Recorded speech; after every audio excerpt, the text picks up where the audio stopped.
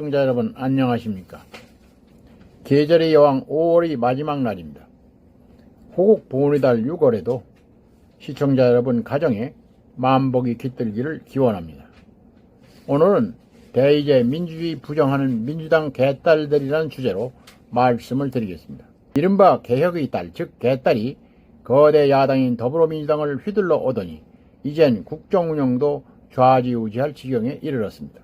민주당은 지난달 19일 당원 중심이 민주당이라는 목표를 내걸고 당원권 강화 체제로 개편하겠다고 선언하더니 며칠 후 당선인 워크숍에선 국회의장 후보와 원내대표 경선에 권리당원이 참여해야 한다는 주장을 하고 나섰습니다.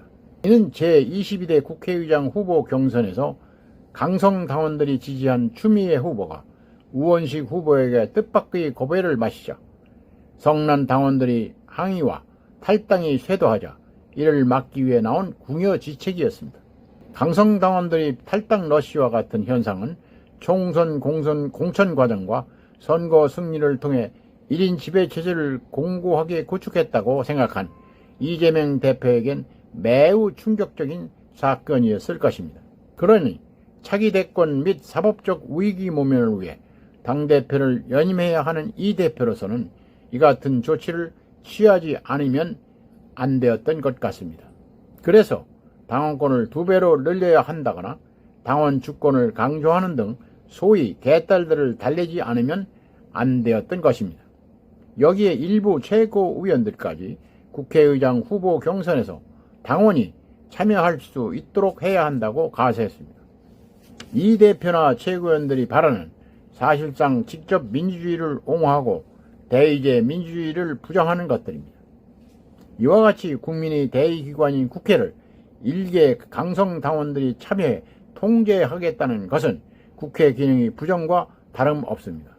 국회는 당파가 아닌 모든 국민을 대변하는 곳인데 어떻게 그럴 수가 있는 것입니까? 이 대표는 개딸들이 절대적 지지로 대선 후보와 당대표가 됐습니다.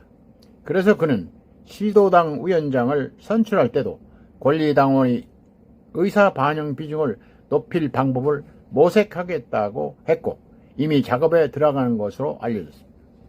현재는 시도당 위원장을 선출할 때 권리당원과 대의원의 비율이 50대 50인데 여기서 권리당원의 비율을 높이자는 작업입니다. 이렇게 되면 6개월 이상 당비를 내는 강경성의 권리당원들이 당대표 선출에 이어 단체장 선거에 대한 공천에서도 절대적 영향력을 행사할 수 있게 됩니다.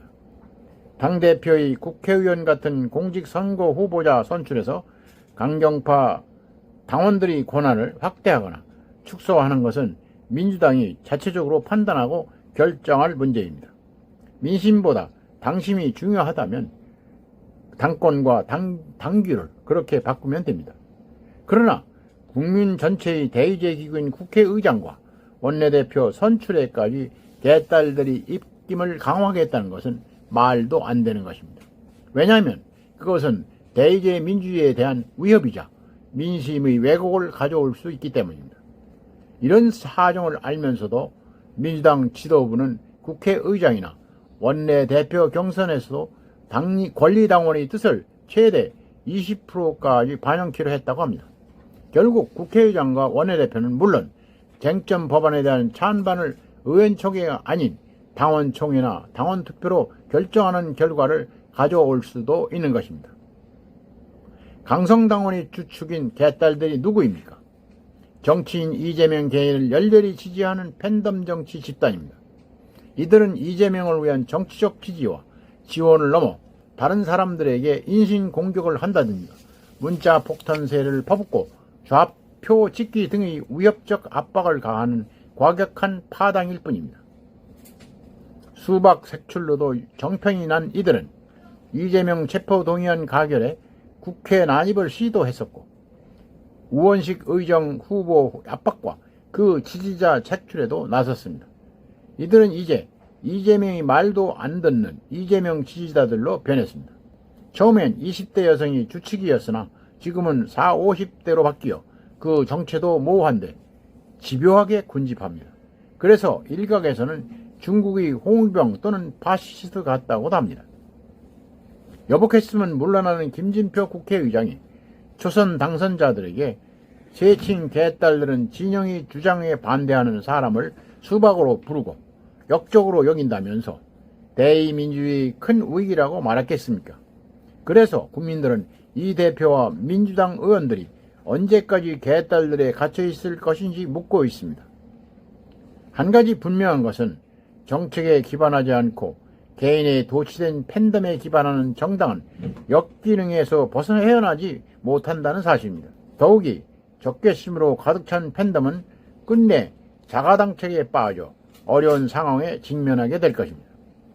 이 대표와 민주당 의원들은 이제라도 자신들이 국민의 대표임을 망각하고 있다는 것을 자성해야 할 것입니다. 오늘은 여기까지입니다. 끝까지 시청해주셔서 감사합니다.